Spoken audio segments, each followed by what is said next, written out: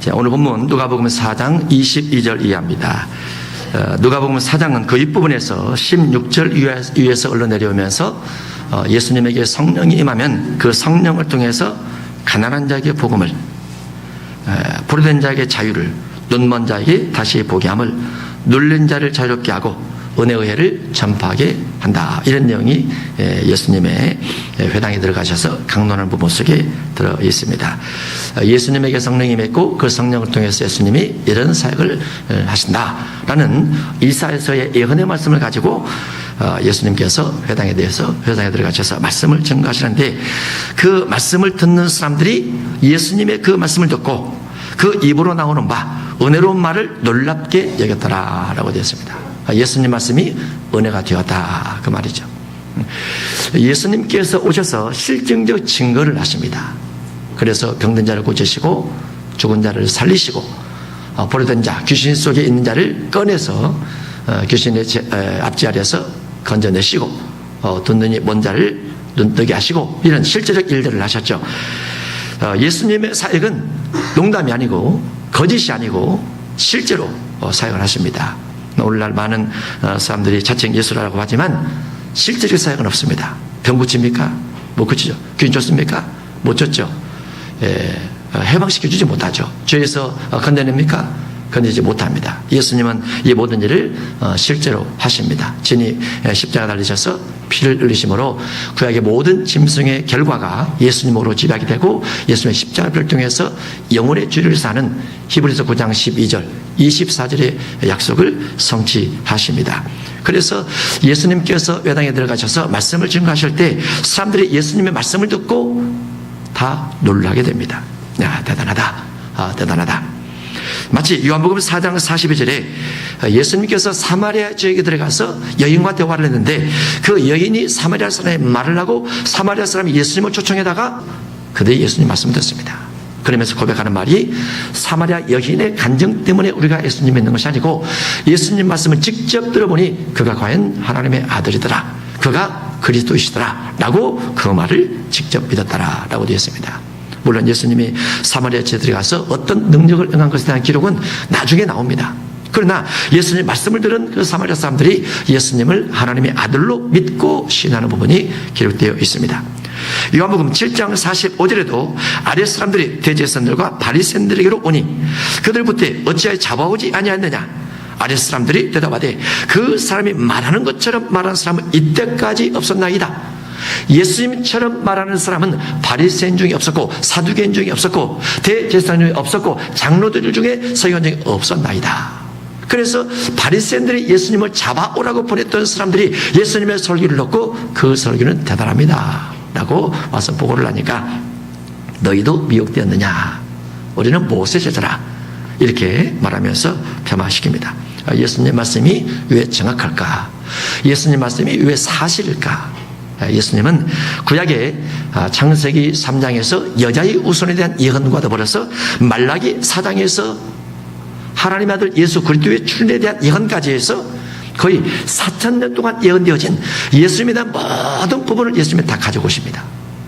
그런 예수님께서 이 땅에 오셔서 짧은 기간이지만은 33년 남에서부터에서 난제 8일 만에 알레를 받으시고 33일 만에 예루살렘 성전에 올라가셔서 시몬과 안나를 통해 예언 기도를 받으시고 12살이 돼서 성전에 올라가서 또 랍비에 대화를 하시고 30세 공생을 시작하시고 하면서 마지막 부활까지 성령을 보내시는 것까지 다 일치하기 때문에 그렇습니다. 예언 가운데 오신 예수 그리스도, 그분의 설교를 듣고 많은 사람들이 예수님을 그리스도라, 메시아라 인정을 하게 됩니다. 그런데 예수님께서 말씀을 증거하셨던 그 장소가 고향이었습니다. 예수님은 고향. 그래서 사람들이 생각할 때 이 사람이 요셉이 아니냐, 우리가 그를 알고 있고 그가 자라나는 과정을 알고 있고 그 아버지 어머니를 알고 있는데 그 형제들을 알고 있는데, 에이, 그가 어렸을 때 이렇게 놀았지, 그가 어렸을 때 이렇게 성장을 했지, 나는 예수님에 대한 부분을 어렸을 때 모습으로, 동네 사람의 모습으로 기억하고 있다 보니까 그가 요셉의 아들이 아니냐라고 예수님을 폄하시켜버립니다. 여기서부터 메시아 곧 그리스도에 대한 인식이 확 꺾여져서 예수님을 하나님의 아들임에 대한 거부, 하나님 아들로 믿지 않는 거부, 이런 부분이 생겨지게 됩니다. 그래서 우리가 어느 사람이나 어느 사물이나 어느 국가를 할 때 그 국가는 본래 이래 라고 폄하시켜버리면 안 됩니다.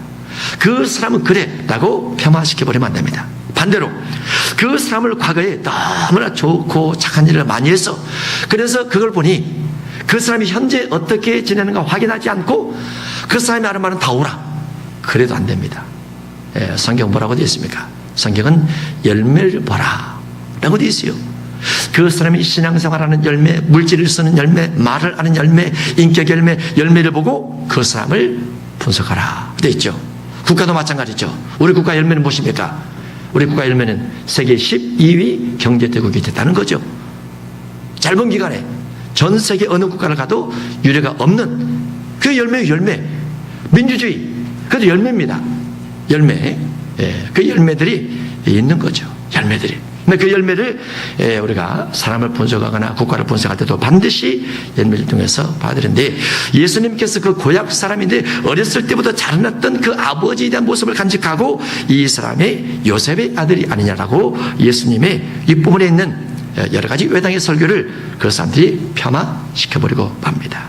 요한복음 7장 41절에 그리스도가 어찌 갈릴리에서 나겠느냐, 갈릴리 출신이 뭘 배운 것이 있다고, 어떤 능력을 가지고 있다고 갈릴리 출신이 그리스도가 될 수 있겠느냐. 유대 사회에서, 지도자들 사회에서 그런 논쟁이 있었습니다. 마가복음 6장 3절에는 이 사람이 마리아의 아들 목수가 아니냐, 직업이 좋아야지 목수 직업에서 어떻게 그리스도가 날 수 있겠느냐라고 또 예수님에 대해서 폄하합니다. 우리가 어느 사람에 대해서 평가를 할 때 이런 부분을 조심해야 됩니다. 물론 이런 부분을 전혀 무시하고 할 수는 없겠죠. 그러나 그런 부분이 현실에서 주어진 열매보다 크진 않습니다. 그래서 어느 사람이든 어느 국가든 어느 단체든 어느 모임이든 그 열매나 그 기관들이 하고 있는 열매가 무엇이냐, 이거를 잘 살피는 것이 지혜라, 이렇게 볼 수 있죠. 예수님에 대해서, 예수님 비록 베들레헴에서 나시고 갈릴리 중심에서 활동을 하셨지만 또 직업이 목수였지만 그럼에도 불구하고 그 입에서 나오는 모든 말들은 그 국가의 지도자들이나 그 국가의 또 중산층들이나 그 국가의 또 일반 평민들 중이나 모든 사람이 듣기에 영혼을 구원하기 합당한 말씀들, 인격을 성장시키기 합당한 말씀들, 공평, 정의에 합당한 말씀들을 예수님께서 증거하시게 되는 겁니다. 그래서 예수님의 제자, 예수님을 따르는 무리들 가운데서는 한 부분 지도자들이 있고 한 부분 중산층도 있고 한 부분 또 평민들도 있게 되는 겁니다. 하나님께서 사도 바울을 목회자로 부르시면서 그가 이스라엘 백성들을 위해서 고난을 받을 것이다, 이방인들을 위해서 고난을 받을 것이다, 임금들에게 복음을 전하는 사역이 될 것이다, 이 세 가지를 같이 주십니다. 그러면서 스스로는 나는 이방인의 사도라, 베드로는 유대인 사도라 이렇게 말했지만은 그럼에도 불구하고 바울 속에는 이 세 가지 사역이 다 들어있는 거죠. 그러면서 누구를 만날지라도 바울이 가르치는 내용 속에는 오직 성경만 있었어요. 예수께서 어떻게 그리스도가 되시는가, 메시아가 되시는가, 자기가 성령을 받아서 어떻게 하나님의 능력을 받고 은사를 통해서 복음을 증거하고 있는가 하고 구약 모세 율법을 가지고 예수님의 산상수훈을 풀어서 말씀을 쭉 가르치다 보니까 아무리 모세 율법 속에 있다 할지라도, 아무리 이방인의 권력 가운데 있다 할지라도 바울의 제자가 되고 바울을 따르는 사람이 되어서 결국은 바울의 신앙 안에 들어온 것들을 볼 수 있습니다. 예수님께서 요셉의 아들일지라도 그 속에는 하나님의 아들의 능력과 권능이 다 담겨 있고 실제로 말뿐만 아니라 행동으로 그와 같은 걸 보이시면서 예수님이 복음을 증거하시게 됩니다. 예수님께서 대답하십니다. 예수께서 그들에게 이르시되 너희가 반드시 의사야 너 자신을 고치라 하는 속담을 인용하여 내게 말하기를 우리가 들은 바 가버나움에서 행한 일을 내 고향 여기서도 행하라 하리라. 가버나움에 대한 소문을 동네 사람들이 들었어요. 가버나움에서 병든 자를 고치고 귀신을 내쫓고 하는 소문을 들었습니다. 그러면서 그 예수님께서 하신 그 일들을 고향 동네 사람들이 우리에게도 표적을 보여달라고 말이죠. 하나님의 아들 그리스도에 대한 성령이 임하셔서 기름 부음 받은 것에 대한 증거를 보여달라고 말하고 있습니다. 우리가 예수님을 하나님 아들로 믿는 데 있어서 저는 그런 생각을 해봤습니다. 예수님께서 질병을 치료하지 않고 귀신을 내주지 않는다 할지라도 구약시대 모든 짐승 제도를 수백만 마리, 수천만 마리 짐승을 잡아서 피를 뿌려서 그 짐승의 피를 통해 조사받는 1500년 역사의 기간의 모든 짐승의 피를 예수님의 피로 대신해서 오는 것 하나만 가지고도 죄사함을 받을 수 있는 자유를 주신 그 하나만 가지고도 예수님을 그리스도로 믿을 만하다. 어떠한 종교 교주가 죄인들을 위해서 피 흘려 죽었습니까? 하나도 없지요. 가모니셀로 사람을 속여서 자기가 여러 가지 신이 된 것처럼 말은 했어도 뭐 그런 말이야 뭐 얼마든지 많습니까? 얼마나 많습니까? 공자도 말하고 명자도 말하고 그 논술을 푸는 사람도 많죠. 그런데 예수님처럼 친히 죄인들을 위해서 죽어주신 그 십자가 사는 없어요. 아무도 없어요. 어떠한 종교 속에도 없어요. 그것도 구약 성경에 예언되어진 것을 성취하고자 오신 분은 더더구나 없습니다. 예수 그리스도 외에는 능력을 보이지 않는다 할지라도. 그런데 예수님이 능력까지 보이시면서 하나님의 아들임을 증명해 보였으면 예수 그리스도 외에는 구원자가 절대 없다, 이렇게 볼 수 있는 거죠. 질병을 치료하거나 귀신을 쫓는 능력을 행하는 것이 없고 죽은 자 살리는 것도 없고, 오늘날 은사자들이 있어 은사 가운데서 질병을 치료하고 귀신을 쫓는 사람 분명히 있긴 있습니다. 그것도 그 사람들이 내가 신이라 이렇게 말하진 않아요. 오직 예수 그리스도의 이름을 통해서 함으로 예수님의 이름이 하나님의 아들됨을 믿고 인정하고 신하면서 그분께서 주신 성령으로 말미암아 그를 난다, 이렇게 고백들을 하죠. 예수님께서 고향에서 말씀을 증거를 하면서 고향 사람들이 예수님을 목수의 아들이다, 요셉이다, 이렇게 말하니까 예수님께서 그들에게 대답하고 있는 겁니다. 고향에서 선지자들은 본래 인정받지 못하는 거야, 이렇게 말을 해줍니다. 마태복음 12장 38절 이하에 선생님이여 우리에게 표적 보여주시길 원하나이다. 예수님께서 선지자 요나의 표적은 앞으로 보여줄 것이다 라고 말을 합니다. 요나의 표적이 무엇입니까? 예수님께서 밤낮 사흘 동안 땅 속에 있는 겁니다. 예수님께서 밤낮 사흘 동안 땅 속에 있는 겁니다. 땅 속이 어디입니까? 땅 속이 곧 음부입니다. 베드로전서 3장 19절 이하에 옥에 있는 영들에 가서 선포하시니라. 이렇게 되는 그것을 예수님께서 나중에 다녀오시게 되는데, 그 표적 보여줘도 사람들이 믿지를 않습니다. 참 믿음이라는 것이 신기하죠. 예수님께서 죽음 가운데서 부활했음에도 불구하고 예수님의 부활을 믿지 않는다는 것. 예수님께서 이 동네에서 병을 고쳐서 소문이 났음에도 불구하고 이 동네 가니까 믿어주지 않는다는 것. 믿어주지 않는다는 것. 오히려 다른 건 믿죠. 다른 건 믿어요. 신기하죠. 24절 또 이르시되 내가 진실로 너에게 이르노니 선지자가 고향에서는 환영을 받는 자가 없느니라. 그래서 대부분 구약성경에 보면 하나님께서 택한 사람들은 고향을 떠납니다. 고향을 떠나서 다른 지역에 가서 하나님 명령에 순종하고 하나님 말씀에 순종해서 그렇게 하나님의 뜻을 이루어가요. 창세기 12장 1절에도 하나님께서 아브라함에게 고향을 떠나라 라고 말씀하셨습니다. 그러면서 예수님께서 예화를 드시는데 두 가지 예화를 듭니다. 하나는 엘리야 시대입니다. 또 하나는 엘리사 시대입니다. 엘리야 시대 하늘에 3년 6개월 동안 다치어 온 땅에 큰 흉년들을 쓸 때에 이스라엘에 많은 과부가 있었을 때 엘리야가 그중 한 사람에게도 보내심 받지 않고 오직 시돈 땅에 있는 사렙대의 한 과부에게 뿐이었으며, 이 말이 쉬운 것 같아도 아주 중요한 의미가 있습니다. 이스라엘 속에 많은 과부가 있었을 때, 한 국가 한 지역에 과부가 한두 명에게 있습니까?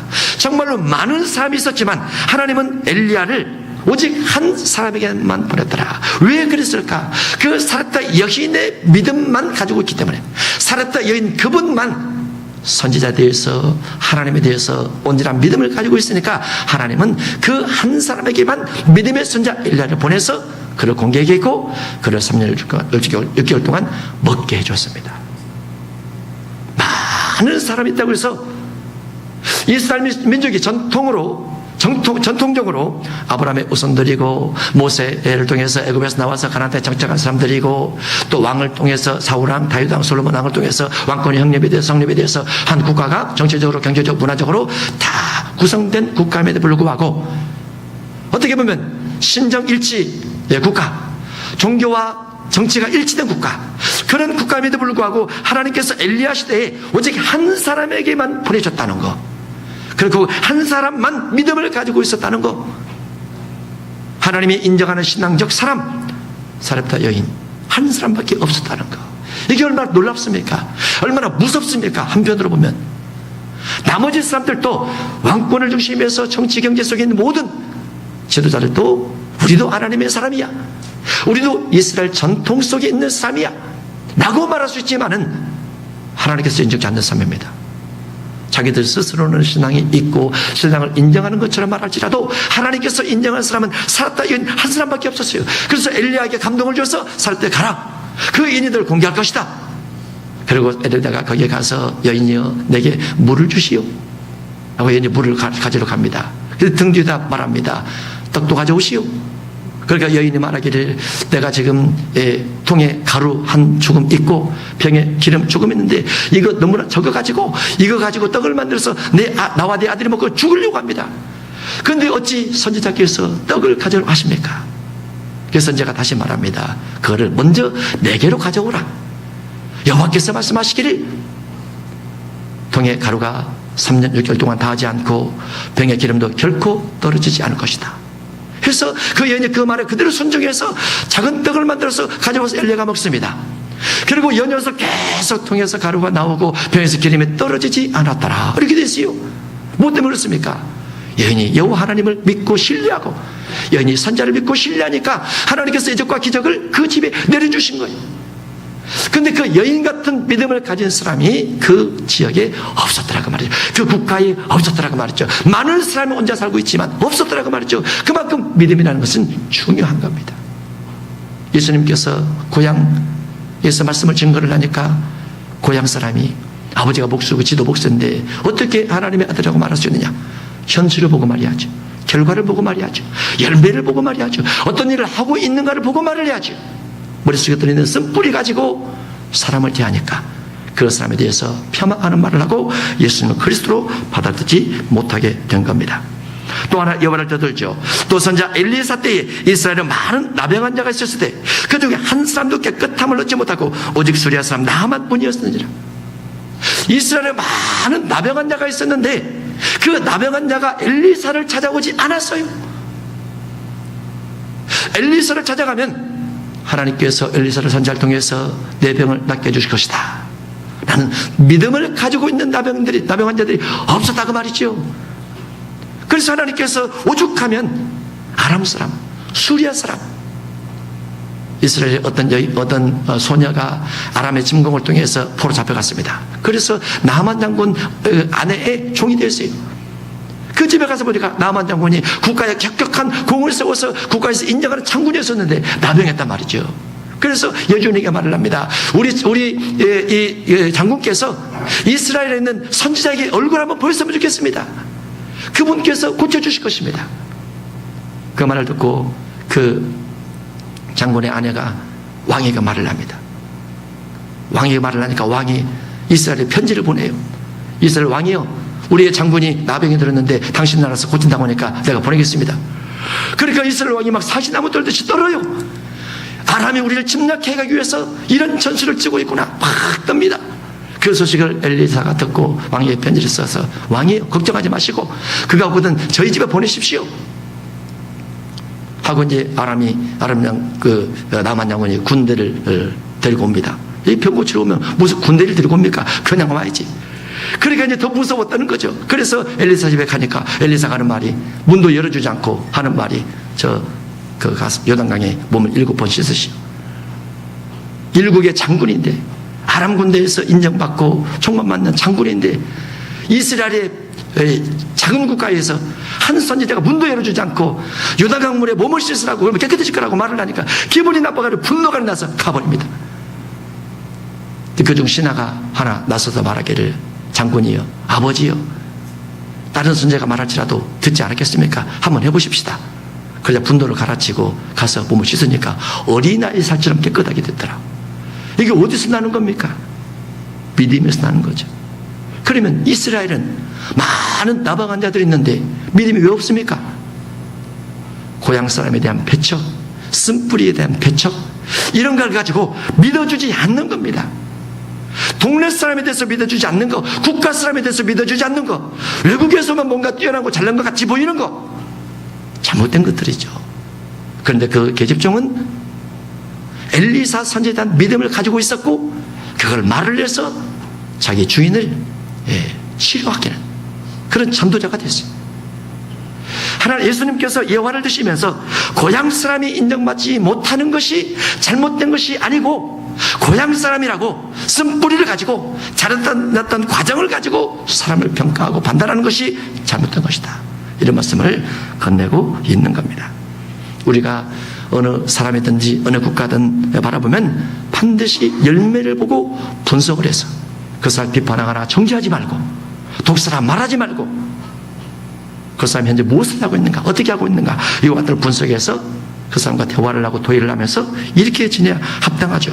그런데 성경 속에는 이 엘리야 엘리사 시대에 겨우 한 사람 정도만 믿음을 가지고 있었던 그래서 치료받는 것이 주어지는 것처럼 성경 속에는 정말 많은 시대마다 정말로 많은 내용들 속에 하나님께서 겨우 한 사람, 두 사람, 또 8사람 이런 사람 정도만 세워서 한 민족을 다시 시작하라고 온 세계를 다시 시작한 부분이 많이 있습니다. 그런 속에 우리가 함께 들어간다 하면 우리도 분별치 못해서 엘리야 엘리사를 만날 수 없는 상황이 될 수도 있어요. 특히 이스라엘입니다. 이스라엘 국가는 예수께서 그리스도로 오신 국가예요. 예수께서 그리스도로 오신 국가. 출애굽기 19장에는 하나님께서 시내산에 강림하셔서 이스라엘 백성들에게 하나님이 어떠한 하나님인가를 아주 강력하게 보여준 국가입니다. 하나님의 진리 돌판에 글을 새겨서 십계명을 건네준 국가예요. 그런데 그 이스라엘 속에 예수께서 그리스도로 등장되지 못하고 있습니다. 거부하는 거죠. 이스라엘 민족 백성들이 유대인들이 정통 유대인들이 예수께서 그리스도가 아니고 선지자에 불과했는데 그 선지자는 예수뿐만 아니라 이사야도 있고 에스겔도 있고 다니엘도 있고 스가랴도 있고 여러 선지자 중에 한 사람일 뿐이다 라고 예수님을 그리스도로 받아들이지 않습니다. 다 이러지 않습니까? 예수님께서 그리스도심을 어떠한 선지자보다도 어떠한 신들보다도 강력하게 드러내 보였음에도 불구하고 믿어주지 않는 거죠. 가슴 아픈 일입니다. 예. 그래서 이방인인 우리가 그나마라도 믿어드리고 있는 거죠. 그들이 믿지 않기 때문에 복음의 이방인에다 모아서 우리가 복음을 들을 수 있는 것도 너무나 감사하지만은 마지막 시대 복음이 그 땅에 들어가서 예수님을 그리스도로 영접하는 예수께서 그리스도임을 고백하고 받아들이는 그런 시대를 향해서 우리가 열심히 선교하고 전도해야만 되겠죠. 그래야만 됩니다. 예수님께서 이 땅에 오셨음에도 불구하고 예수님을 영접하지 않았던 당시의 고향 사람들처럼 지금도 이스라엘이 주님을 영접하지 않고 주님을 배척하는 안타까움을 간직하고 있습니다. 그 속에서 마지막 시대가 되면 예수님께서 이 땅에 두 증인을 보내십니다. 그렇게 계시록 14장에서 알곡을 예수님께서 찾으십니다. 아주 어려운 시대죠. 어려운 시대에 두 증인 속에 우리의 신앙이 속해 있고 알곡 속에 우리가 신앙이 속해 있으면 합당한 휴거 대선자가 될 수 있지만 두 증인 속에 들어가지 못하고 알곡 속에 들어가지 못하면 우리는 구원에서 제외될 수 있습니다. 알곡은 무엇입니까? 알곡은 누가복음 8장 15절 착하고 좋은 마음으로 말씀을 듣고 지키어 인내로 결실하는 자입니다. 이게 알곡이에요. 마지막 시대. 예수님께서 여러 가지 말씀을 증거를 하나 그 동네 사람들이 예수님 믿지 않고 예수님의 은혜를 받아들이지 않고 거부함으로 회당에 있는 자들이 다 이것을 듣고 다 크게 화가 나서 일어나 동네 밖으로 쫓아내요. 그 동네 건설된 산 낭떠러지까지 끌고 가서 밀쳐 떨어뜨리고자 하되 예수께서 그들 가운데를 지나서 빠져나오십니다. 너무나 화가 나니까 동네 사람들이 예수님을 낭떠러지 끌고 가서 확 밀어버리려고 했는데 예수님께서 능력을 베푸셔서 다시 빠져나옵니다. 동네 사람들이 예수님 믿지 않다라. 우리는 믿더라. 여러분도 여러분의 가정을 잘 지켜나가는 축복이 있기를 바랍니다.